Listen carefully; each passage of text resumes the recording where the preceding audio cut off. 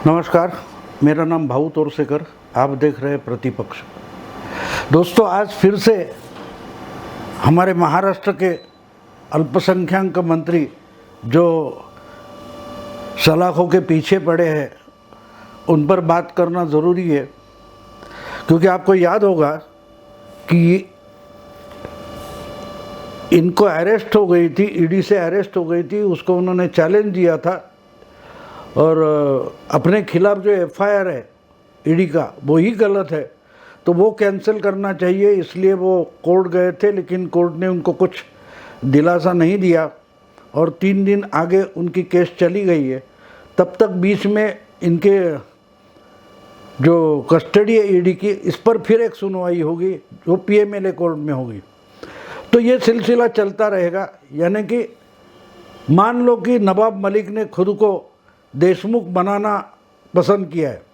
जिस ढंग से अनिल देशमुख इस कोर्ट से उस कोर्ट तक दौड़ते रहे, भागते रहे, हर पायदान पर गिरते रहे और फिर खड़े होते गए और आखिर में सलाखों के पीछे जाकर पड़े।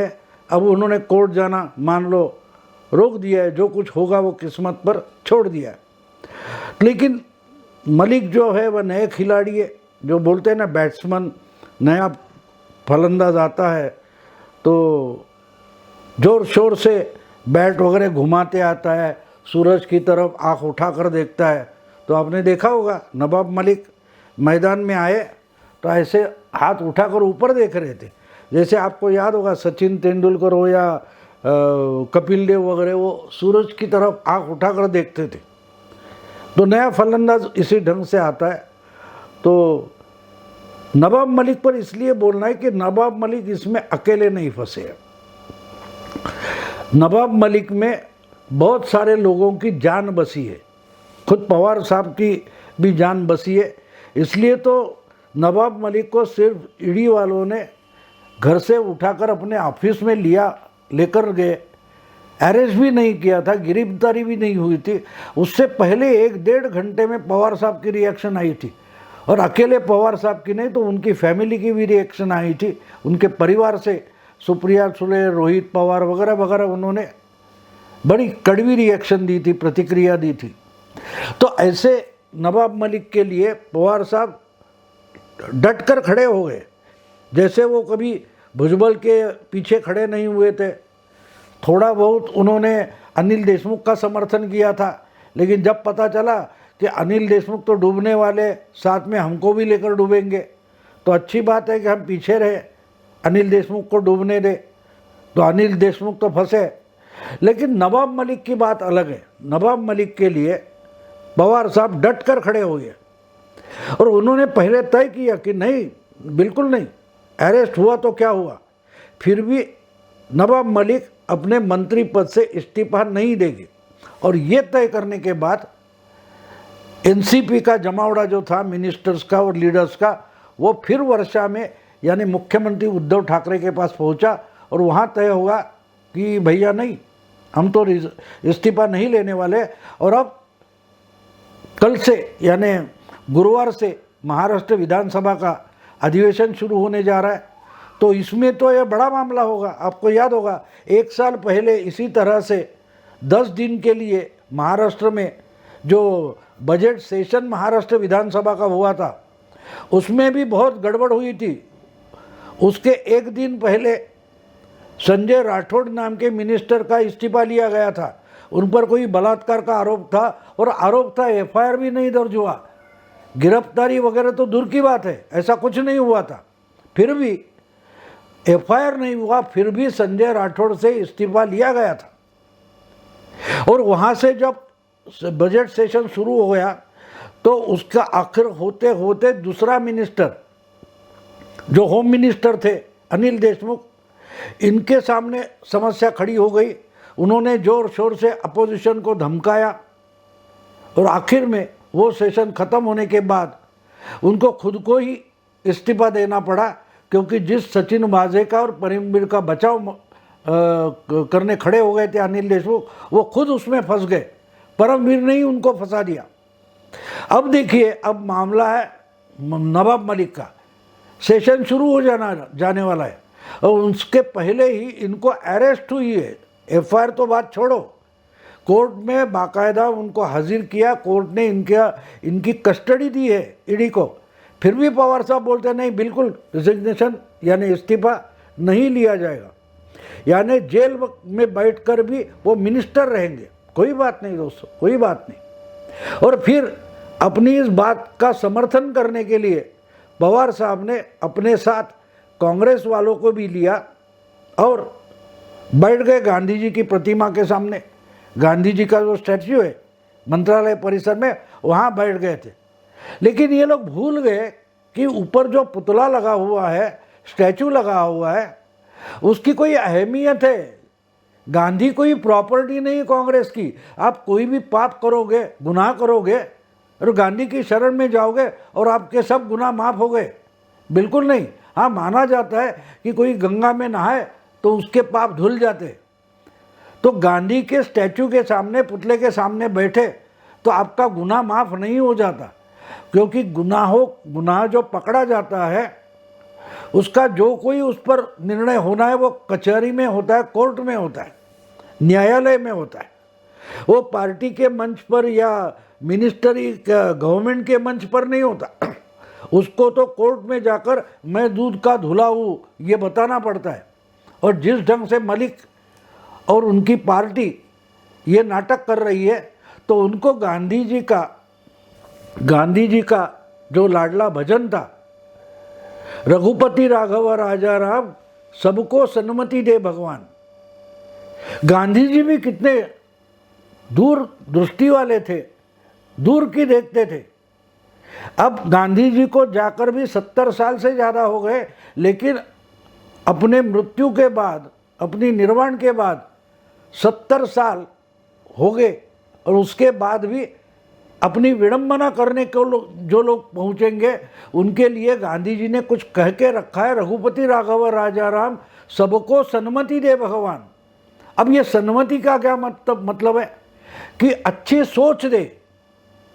मति का मतलब बुद्धि होता है, तो सबको सन्मति दे भगवान ये भजन बापूजी रोज गाते थे, मीटिंग में गाते थे, हर जगह गाते थे, क्योंकि उनको मालूम था 70 साल बाद इसी देश में जिसकी स्वतंत्रता के लिए मैंने मेरी पूरी जिंदगी लगा दी, उसी भारत में मेरी विडंबना करने के लिए सन्मति के जगह बारामती प्रभावी होने वाली है। और बारामती का आप मतलब जानते हो? बारामती यानी 12 बुद्धि। सन्मति तो एक होती है, लेकिन 12 बुद्धि होती है। तो 12 मति या 12 बुद्धि में कितने अलग अलग पहलू हो गए। तो ये सब नहीं होने चाहिए। सबके पास अच्छी सोच यानी सन्मति होनी चाहिए। चालाकी, मजबूरी और कोई गलत जो बुद्धि होती है वो ना हो, 12 मति ना हो, 12 बुद्धि ना हो, तो सिर्फ सन्मति हो। ये भजन आज की जो सिचुएशन आने वाली है, इसके लिए 70 साल पहले बापूजी ये भजन गाते थे। तो मैंने थोड़ा उसमें ही बदल करके ये जो शीर्षक है इस वीडियो का वो बनाया है, मलिक हो या जाधव, रघुपति राघव राजा राम। तो राघव जाधव जमता है, इसलिए मैंने बोला कि मलिक या जाधव, रघुपति राघव राजा राम। तो नाम क्या हो, मलिक हो या जाधव? मलिक या जाधव तेरो नाम सबको सन्मति दे भगवान। यानी यशवंत जाधव हो या नवाब मलिक हो या इन सब के आका बने बैठे शरद पवार हो, नाम कुछ भी हो, लेकिन सबके पास भगवान सन्मति हो, अच्छी सोच हो। बस वही बात गांधी जी के स्टैचू के सामने बैठने वाले एनसीपी वाले और शरद पवार भूल गए कि गांधी जी के पुतले के सामने, गांधी जी के स्टैचू के सामने, अगर प्रतिमा के सामने बैठना है तो मति सन्मति होनी चाहिए, बारामती नहीं होनी चाहिए। बारामती बिल्कुल नहीं होनी चाहिए। यहाँ यही तो बापू ने कहा है, लेकिन वही एक बात भूलकर सब कांग्रेस और एनसीपी के लोग मंत्री इकट्ठा हुए और मंत्रालय के परिसर में बापू की जो प्रतिमा थी वहां बैठ गए। अब देखिए, वहां तो यशवंत यादव थे नहीं, क्योंकि वो तो एनसीपी के नहीं है, कांग्रेस के नहीं है, वो शिवसेना के बड़े नेता है। मलिक अस्पताल में भर्ती हो गए जांच छुपाने के लिए, सवाल का जवाब ना देने के लिए। और उसी दिन यशवंत यादव के घर में शुक्रवार को पिछले 6 दिन पहले छापेमारी हो गई इनकम टैक्स की। 2 करोड़ से ज़्यादा कैश मिला, बहुत सारे कागजात, कोई ठेकेदार के डॉक्यूमेंट्स मिले, उससे भी आगे चलकर बहुत सारी छापेमारी हुई। अब उसकी जांच चल रही है, उसकी क्या बोलते हैं उसको, डिटेल में इंक्वायरी चालू है, आगे जाकर कार्रवाई जो होनी है हो। लेकिन इन एनसीपी वालों के साथ रहकर शिवसेना भी कितनी बिगड़ गई देखो, कि बिल्कुल उसी तरह की नौटंकी यशवंत यादव ने भी शुरू कर दी। उनको उनके घर में छापेमारी हो गई। उसके बाद जो चुप बैठे थे, वो यशवंत यादव ने 4-5 दिन बाद एक फेसबुक पर, सोशल मीडिया में पोस्ट डाला है कि मेरी संपत्ति कितनी है, क्योंकि इसकी चर्चा तो पब्लिक में होना शुरू हो गई। कह रहे 2 करोड़ की कैश मिली, इतने कंपनियां, उस कंपनी में सब पैसा लिया है, कौन सी कंपनी है, इसकी मालिक की किसके पास है। इसकी चर्चा जब होने लगी तो यशवंत यादव ने एक क्या बोलते हैं उसको, सोशल मीडिया में पोस्ट डाली कि मेरी संपत्ति कितनी है। क्या बढ़िया संपत्ति बताई इन्होंने कहा कि जनता का प्यार, जो जनता मेरे घर के नीचे आकर खड़ी हो गई, रात रात खड़ी रही, छापेमारी चल रही थी और जनता प्रतीक्षा कर रही थी, वही जनता का प्रेम है। वो जो जनता का प्रेम है वही तो मेरी सबसे बड़ी संपत्ति है। अब यशवंत यादव का दुर्भाग्य हो या इस भारत का, महाराष्ट्र का और शिवसेना का दुर्भाग्य है कि जो वो संपत्ति बोल रहे हैं उस पर तो कोई टैक्स लगता नहीं। दुनिया की मार्केट जो होती है, वो शेयर मार्केट हो या मच्छी मार्केट हो या सब्जी मार्केट हो, उसमें इनकी ये संपत्ति चलती नहीं, उसको कोई दमड़ी की कीमत नहीं देता। जो संपत्ति आप बोल रहे, जनता का प्रेम ही मेरी संपत्ति है। अगर भैया यही संपत्ति है तो इतनी बड़ी कैश क्यों रखे थे घर में। यशवंत यादव बोलते कि जनता का जो प्रेम है मेरे बारे में, जो आस्था है, वही तो मेरी सबसे बड़ी संपत्ति है। तो उसको संभाल कर रखते, घर में लाकर 2 करोड़ रुपए की कैश क्यों रखी थी, घर में जनता की संपत्ति रखते। जिन वोटरों ने आपको कारपोरेटर बनाया, पार्षद बनाया, या जिस जनता ने आपके पत्नी को एमएलए बनाया, उन्होंने जो वोट दिए थे, उनके वोट का कार्ड है ना, वही संपत्ति मानकर घर में रखते। आयकर वाले, इनकम टैक्स वाले उस संपत्ति को हाथ तक नहीं लगा सकते थे। लेकिन आपने जो संपत्ति रखी घर में, छुपा कर रखी, जमा करके रखी, वो संपत्ति आपके लिए नहीं है, लेकिन टैक्स कलेक्टर के लिए वो संपत्ति होती है। हम कहीं नौकरी करते हैं, हमको पगार मिलती है, या कोई कारोबार करते हैं, उससे जो पैसा आता है, उसमें जो फायदा होता है, नफा होता है, प्रॉफिट होता है, उस पर इनकम टैक्स वाले टैक्स मांगने पहुंच जाते हैं, क्योंकि वो उसको संपत्ति मानते हैं। ग्राहक का हम पर बहुत प्यार है, इसलिए हमारी दुकान में, कारोबार में लोग बहुत भीड़ करते हैं, जोर शोर से हम जो चीज़ें बेचते हैं वो खरीदते हैं, वो हमारी संपत्ति है। ऐसा कोई कारोबारी कभी इनकम टैक्स को नहीं बताता। और यशवंत यादव बोलते कि ये मेरी सबसे बड़ी संपत्ति है। अरे भैया, तो वो संपत्ति घर में रखते ना, 2 करोड़ की कैश क्यों रखी थी। कहने का मतलब ये है दोस्तों, इसको बारामती बोलते हैं कि जब मार्केट में जाएंगे तो नोट लेके जाएंगे, और जब पकड़े जाएंगे तो बोलेंगे जनता का प्रेम ही मेरी सबसे बड़ी संपत्ति है, सबसे बड़ी प्रॉपर्टी है। अगर वो प्रॉपर्टी है तो 8-8, 10-10 करोड़ के फ्लैट क्यों खरीदते हो? क्या जनता का प्यार, ये लो, इतना 2 टन जनता का प्यार ले लो और मुझे एक फ्लैट दे दो, इस ढंग से कारोबार होता है, व्यवहार होता है? गांधी जी को पता था, बापू जी को, कि आगे चलकर राजनीति में ऐसे एक से एक नौटंकी लोग आएंगे और मेरे स्टैचू के सामने ही बैठ जाएंगे, मेरी ही विडंबना करेंगे, विडंबना। तो भगवान, मरने से पहले एक ही प्रार्थना करता हूं, इस देश में सन्मति दे सबको, बारामती ना दे, अच्छी सोच छोड़कर और कुछ भी ना दे। संपत्ति जिसको नोट बोला जाता है, टेंडर बोला जाता है, बैंक के खाते में जो रखा जाता है, ऐसी संपत्ति ना दे, अच्छी सोच दे।